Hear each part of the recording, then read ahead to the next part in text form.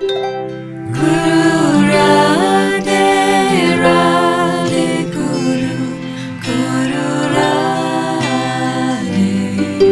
Guru.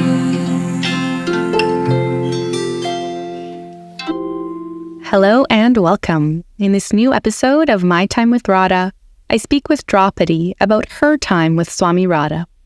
We talk about the theme of power as Draupadi reflects on the power of curiosity and its value on the spiritual path.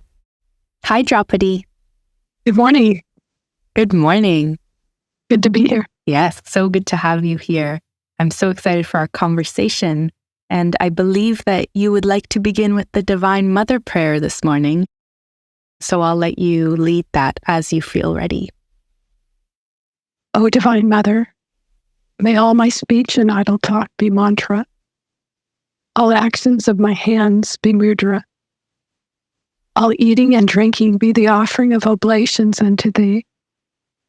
All lying down prostrations before thee. May all pleasures be as dedicating my entire self unto thee. May everything I do be taken as thy worship. O Divine Mother. Thank you for that. Yeah, may everything I do be taken as thy worship. And I hope that this conversation with you and this recording reflect that sort of as an offering to the ashram and all the listeners and to ourselves too. So when and how did you first meet Swami Radha? Well, I had been doing Iyengar yoga for a number of years, first in the Palo Alto area for 4 or 5 years, and then I moved to Berkeley. I was involved with a Gurdjieff group. I'd left my job and what I was doing. And so that didn't work out very well for me. I stayed involved with it, but it was very difficult and trying, dark. And the yoga is what kept me going, the Iyengar yoga. And then one day there was a poster saying that Swami Radha was going to do a workshop there. And she had a very interesting face, and she was older than the teachers that I've been taking classes from. So it looked interesting. So I decided I would go. So the morning of the workshop, I was in the yoga room and sitting on the floor with everybody else in my leotard and shorts. And then Swami Radha walked in with 2 other women, and they were, all 3 of them, wearing dresses.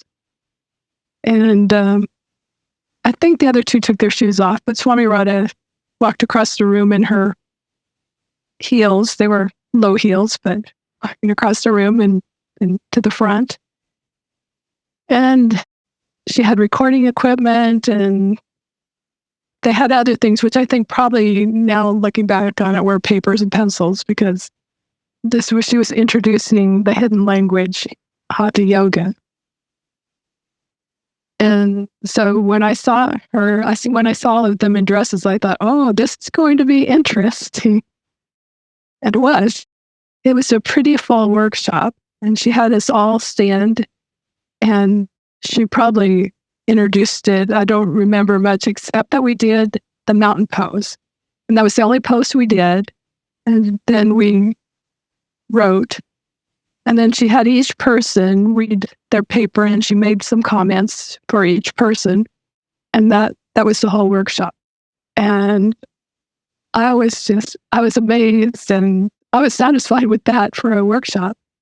So before, when I was taking the Iyengar yoga, I was noticing that the sitting forward bend, that it would put me into an introspective mood. It would slow me down and look inward. And then with the back bends, like even Warrior One, is just that opening, and it would lift my mood and stuff. So of course I liked the back bends. But even right from the start, the mountain pose was a pose I would go to, and like wherever I went, if I had to stand, I would stand into the mountain pose. So standing taller and steady, and it probably really helped me to find my ground and to stand my ground in circumstances. But so I felt like there was something more to the yoga than was being taught. And so I would ask the teachers, I would say just that, there's something more. What is it? But they had no idea what I was asking, which I didn't either. And they did try to steer me towards the 8 limbs of yoga. And of course, that was all starting with the Sanskrit words, which couldn't even pronounce them. So that didn't draw me in. When Swami Radha had us reflect on the mountain pose, this is it. This is what I've been looking for. And so that hooked me in. And I noticed that she was giving a talk at another place in Berkeley. So I went there, arrived at the last moment, stood in the doorway. And that's what she had told me, is that I needed to open some more doors, a few more doors. So it was like, well, I got put right into that situation. And at that talk, Swami Yasodhara led the divine light invocation. And my experience of the light invocation was that in the standing in it with my eyes closed, the light was brighter than when I opened it up after the light invocation. So I was intrigued by that. And because I was seen at that talk by someone who decided they would lead one of Swami Radha's classes, I think it was Dream Yoga, I was invited to that class, so I took it. And then eventually, leaving the Gurdjieff group, then I went to the ashram for the YDC. I did find the Kundalini Yoga as intriguing as the hidden language. Like the first questions that we were asked is, who am I? What is the purpose of my life? What gives my life meaning? Is like, who can answer these questions? They are so big. And then a couple of weeks later is, what do sex, birth, and death mean to me? And it's like, oh my God.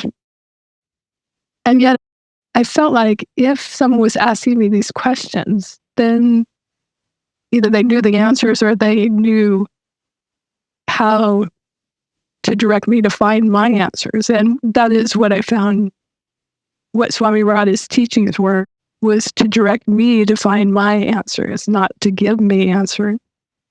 And she was clear about that up front, that she was not going to take the thrill of the discovery from the student, and recognizing that that thrill of discovery was what gave the energy to continue studying and to keep looking deeper. Yeah. And at times, I mean, I've experienced that too, of the idea like the answer is in you. The teachers at the ashram very often don't give you a straight answer. And that's both lovely and at times, of course, very frustrating. But I wonder, you spoke about how the teachings resonated with you, especially through the hidden language and your first impressions of them and the mountain pose. I wonder, what were your first impressions of her, of Swami Radha, as a person? Well, to see this woman walk into this room where everybody's in shorts and athletic gear, and her dressed up, and she was just who she was. She wasn't trying to impress anyone. And I was able to take a few workshops with her when she was in Redwood City.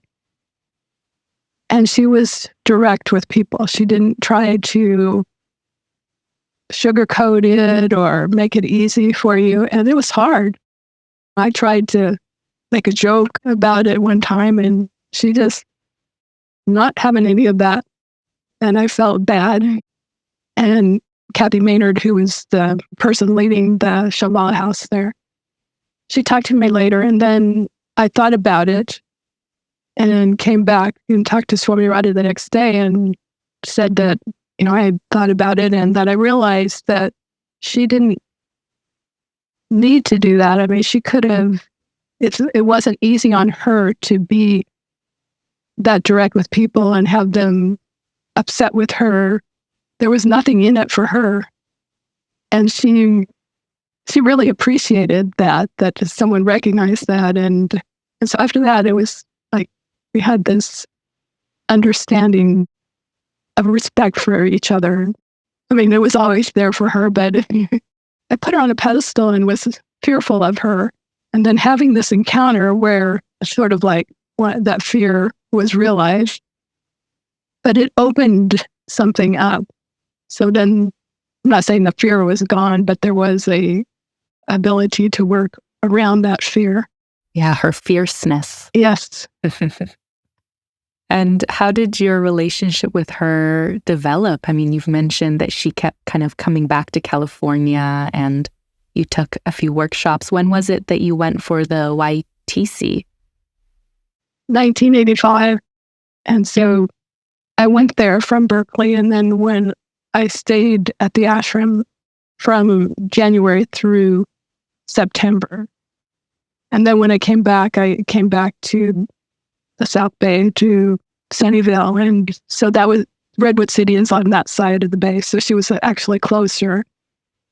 She used to come there for the winters because it was a little bit easier on her with her arthritis. So she had a master bedroom in the Shambhala house, and it had a big walk-in closet. So she made the closet her bedroom, and the bedroom was like her office meeting room where people would come and talk to her. Kind of amazing how she just didn't have to have all this space or anything and just use what she had. And so then there would be a couple of workshops each year when she was there, and like about 20 people in straight walk or music and consciousness. And she would give an introduction like on a Friday night, and then we would do so like music and consciousness, going through 7 pieces of music and writing. And then you would go home Friday night and write your paper and come back Saturday morning, and she would start going through each person's paper. So each person got individual time with her. And she recorded them, and then it highly suggested that you record your own. So there are all these tape recorders from her. And because she recorded them, we have all this material at the ashram. First, it was just tape recording, but eventually she was video recording the classes and the satsangs. So there's a lot of material. And for me, that's not easy to always be on camera or someone recording everything I say, but she did it. She had foresight that it would help carry on the teachings after she was gone. Yeah, of course. And also for her books too, a few of the books I know for sure for Time to Be Holy is like a collection of her satsangs that were recorded and then transcribed, and that process. I wonder if, because I know a little bit about the Shambhala house and sort of its purpose, but I wonder if you could just talk a little bit about that to serve as a reminder of what that was and how it existed. So Swami Shivananda had told her that she would be taking the teachings to the West, and then after creating the ashram that she would be sending out people to centers. So this was, the Shambhala house was the first part of that, creating centers, and she sent people from the ashram to different places in Canada. So the States, the laws are a bit different. So anyway, so Kathy and Tom owned the house in Redwood City, and they offered it as a center. So they still owned it, but they really opened it to Swami Radha. So like the second floor was pretty much the master bedroom, and then this big room was the classroom. And then when we had workshops, and people were there all day, and so eating and all that. Mm-hmm. So it was sort of like the idea of the Radha houses. They became Radha houses late. I see. Okay, yeah, that different terminology. Yeah. and now Yasodhara Yoga Centers. Mhm. So yeah. Wow. Well, and you've already spoken a little bit about the practices that you felt really connected with, but I wonder if you can speak a little bit more about that, like the practices and how they resonated with you over the years, and then how your relationship with them developed. Yeah, so I came in through the hidden language Hatha Yoga, and it is still my first love, I guess. But I so appreciate the Kundalini Yoga because it also requires so much reflection. And when I get off balance or feeling depressed or bad about myself, I can pick up the Kundalini book and just open it anywhere and take something and reflect on it. And it will help me get back to center. So just trusting the teachings in that way. So the practices are also important. And so I did resonate with the divine light invocation right away to feeling that the light was stronger right away with my eyes closed. And the mantra, when I caught myself being afraid or depressed, is saying the mantra. And then each time, just keep saying it and finding that I was believing it a little more every time I said it. And so it was starting to redirect my thoughts and being able to appreciate that. So it sounds like you connected with them all. Yeah. Yeah. Powerful teachings from a powerful woman. Is there a specific moment or memorable moment that has been really special for you in your time with her, with Swami Radha? I'm sure there's many, actually, but will you share one? So in the fall of 1995, she did a mantra initiation, September 8th. So inviting all her students. And then there were people that weren't her students that heard about it, and they came too. And she gave them the mantra initiation as well. I'm not sure how many people were there, but it was over 100. So then the next day, she tried to meet with each person that was still there. So giving them a few minutes of her time. And then she said I could sit with her for a while and while she was talking to different people and stuff. So just sitting there in the room with her, and that was an honor. Just being in her presence, it sounds like, especially after such a special day. Yeah, so then you receive the mantra initiation, and I believe that Draupadi, your name, is an initiated name also. Is that correct? That's from the Brahmacharya initiation. I wonder if you can speak a little bit about the process of choosing that name, because I know I had previously, when we had spoken, I was talking about how that figure of Draupadi, how special she is to me. And so I would love to hear about the process of you kind of landing on that and how it kind of came to be for you. I took the yoga development course again in 2014. That was the second time. And by then, the Mahabharata had been made into a movie, 3-part movie. And we watched that as part of our study of the Bhagavad Gita. And then we were asked to choose a character that stood out for us. And I chose Draupadi, not thinking, that it would mean anything beyond this course. But I chose her because it seemed like then in things that happened in her life that were the decisions that she made, that they turned out to be more than she or anyone would expect. They went a different way, and yet she stayed with them. And she had the opportunity to not do that, but she did. And so I really admired that loyalty and the perseverance to work with conditions that were hard and to keep going. Yeah, and I'm sure many who have taken the YDC have also watched the Peter Brooks rendition of the Mahabharata and perhaps felt that connection to her as a character also. Yeah, I think she's, for me, like really represents the sense of power, which again, I've been kind of cheeky in choosing the themes in my recent conversations of kind of going along with the either initiated names of people that I'm interviewing or just keeping in mind things that I know about them. And so for our conversation with you, inspired by your chosen name, landing on the theme of power.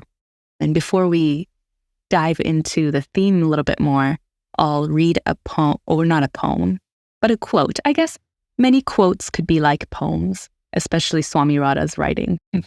But I'll read a short passage from Time to Be Holy on the theme of power. Swami Radha writes, "We are not powerless. Look at the powers we already have. Surrender is one power. Gratitude is another enormous power. Acquire these powers, cultivate them, and use all of them wisely." So Draupadi, what does power mean to you? And how has it been a part of your experience with Swami Radha and with the teachings? Well, when I think of power, my first thought is like the Mahabharata battle, fighting and might and trying to have power over, so being the top person. And so just seeing that in the world today, how much destruction and waste there is from this trying to be the dominant power. And so when Swami Radha talked about power, there was something else there. So even like talking about surrender as being a power, and that could be thought of as the opposite of the battle, ending the battle by surrendering. And then I think about a younger yoga class that I was in, and I actually think it was the warrior pose that we were doing, when the teacher told one of the students to surrender, and they just went limp. And he said, "I didn't say give up. He said give in and be the warrior." So that was an interesting take on surrender. So Swami Radha talks about choice as being a power, the power of choice, and that we don't often recognize that we have choice in many situations.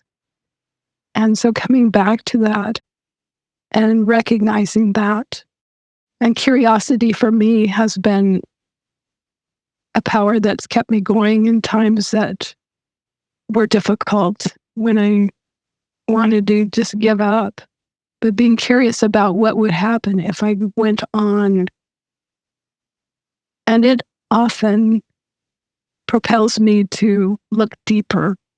And that's what really advocated, was to reflect, to question, and to keep going deeper and deeper, to question your answers to your questions. And then just let go of what doesn't work and keep trying. And to keep going back to the divine and asking for help and working with the practices. Yeah, that's a really big one for me, like thinking about the power of the teachings and their ability to continue on and still continue to be spread after so many years, and to still attract young people, old people, and attract various groups of people too. And so thinking about that, and also the power of Swami Radha, like here we are 60 years after the beginning of the ashram, like still talking about her and people wanting to listen. I think that's a great power within itself. Yes. I mean, her life was so inspirational. And she had every reason to give up or to be selfish about it. And so that question of what is the purpose of my life?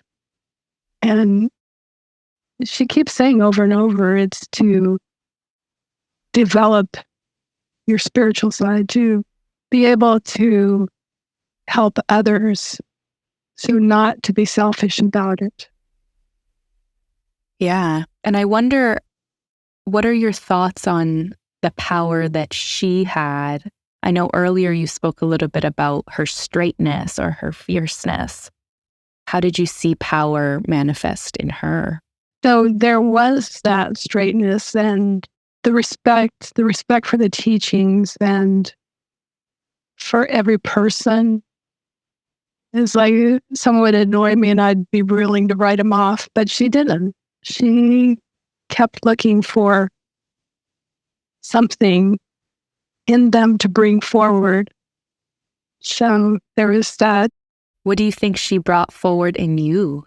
Well, she certainly encouraged me to really take a stand and to be strong in the things that I was standing on, and to keep, like I said, to keep opening doors to, like, she had confidence in me when I didn't have confidence in myself. Knew things and could do things that I didn't think I could. So encouraging me to teach when I didn't want to get up in front of people, was afraid that I couldn't remember how to do things, but I did. I knew how to teach. It was that taking the focus off myself and putting the focus on others to encourage them. And so that's what she was doing to me. And so now doing it for others. Yeah, it sounds like she saw the powers that were in you that maybe you weren't seeing yet. Yeah, that's beautiful. She should, like, even in the quote, it's, "We are not powerless. Look at the powers we already have." She's like doing that for all of us. And how do you connect with Swami Radha today in your daily life? How is she present for you? Well, I have her picture in several places on my computer. I do hidden language every day, doing the light every day. So it's just using the tools that she gave me and just that respect for her, honoring her. Speaking about her? Yes. Staying connected with the ashram. And yeah, I think she's very alive in the teachings. And like you said, the use of images, like she writes so much about the power of images to remind us things we may have forgotten. And I think there is great glory and power, again, of having her images around. I have a beautiful photo of her as well on my altar. And it's a very playful photo. And I love looking at her. And just as that reminder that she existed and she exists and her teachings are here for us. So many years, I will read her diary along with the time period that it happened. So starting, I guess, the end of August, and reading each day along with her. And so taking her journey again. And then seeing how she developed confidence, that she didn't have it at the beginning either. But I mean, there was to take this journey and to take the things that she had to take with her. We can take a cell phone, and she had to take a reel-to-reel tape recorder, and just how much easier we have it than she did. Yeah, or even like the space of the ashram, like so comfortable and accessible. Whereas in her diary in that book, she writes so much about the discomforts of Swami Shivananda's ashram and the bedrooms and the bugs and... Yeah, no bathrooms. No bathrooms. So I forgot about that one. Yeah, what a unique idea to be reading it kind of side by side, the months that you're moving through as well. I forgot that they are dated indeed in the book. It's a wonderful idea. Is there anything else you would like to share about Swami Radha, feelings towards her, or any last thoughts?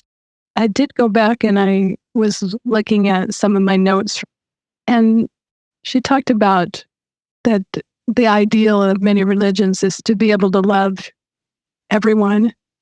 And she said sometimes that's not possible. But what you can do is give respect to everyone and to look for the divine in them. So she was very practical in that she didn't just leave you hanging. She gave you a direction to start. Yeah, that's amazing. Thank you for that.